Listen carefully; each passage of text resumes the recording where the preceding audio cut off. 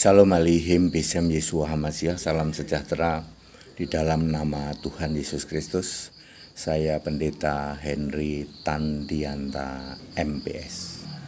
Kita akan membahas sebuah temanya begini ya, judulnya begini: Yesus Allah tak tertandingi.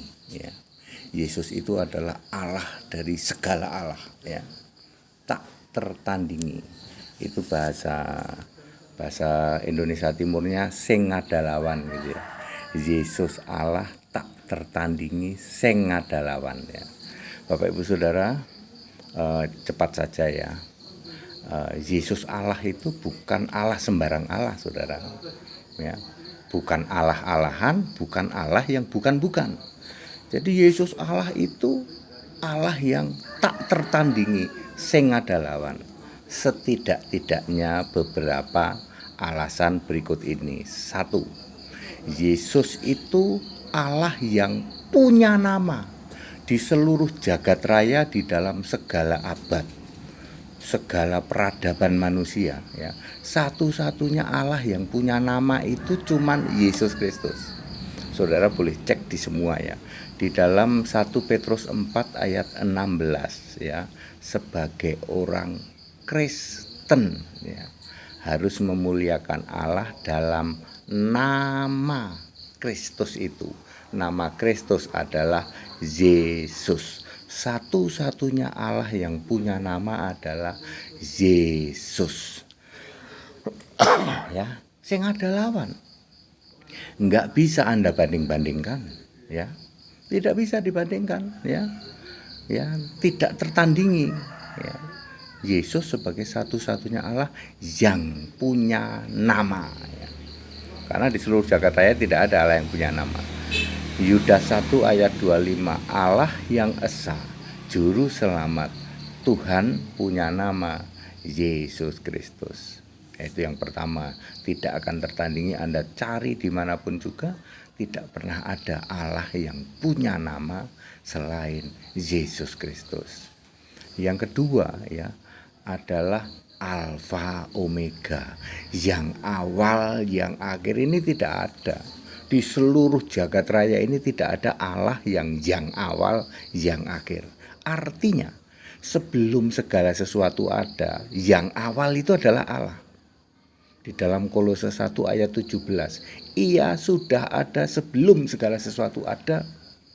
Jadi jangankan yang menciptakan langit dan bumi bulat, yang menciptakan hikmat, kemudian surga dan segala isinya, kemudian bumi purbakala dan samudra raya, kemudian segala sesuatu, itu yang menciptakan adalah Yesus.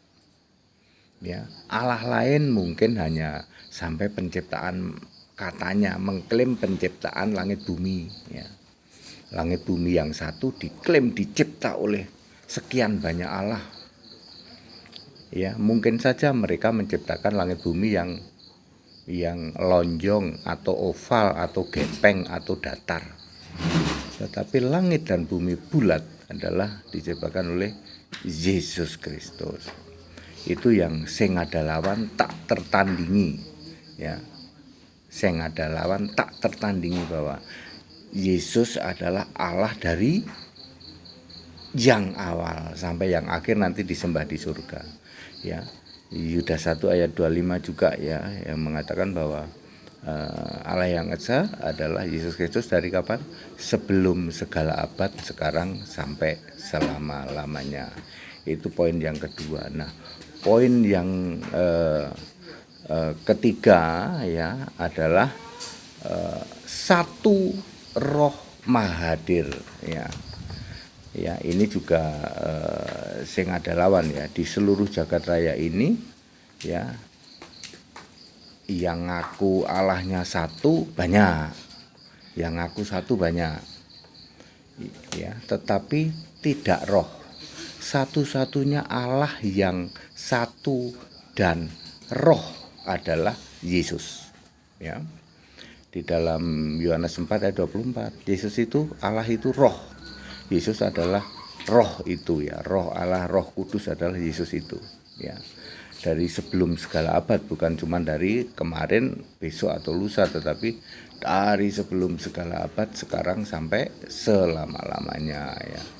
Jadi setidak-tidaknya poin itu ya yang membuat Yesus Allah itu sing ngadawan tak tertandingi ya. Secara cepat saya ulang, yang pertama adalah karena satu-satunya Allah yang punya nama ya, sing ada lawan, nggak tertandingi. Yang kedua adalah yang awal yang akhir, alfa omega, tak tertandingi ya. Ya munculnya bukan dari kemarin ya. Kalau Allahnya segitiga itu baru muncul tahun 33 Masehi. Allah segitiga kan Bapa, Anak, Roh Kudus itu baru muncul tahun 30 Masehi.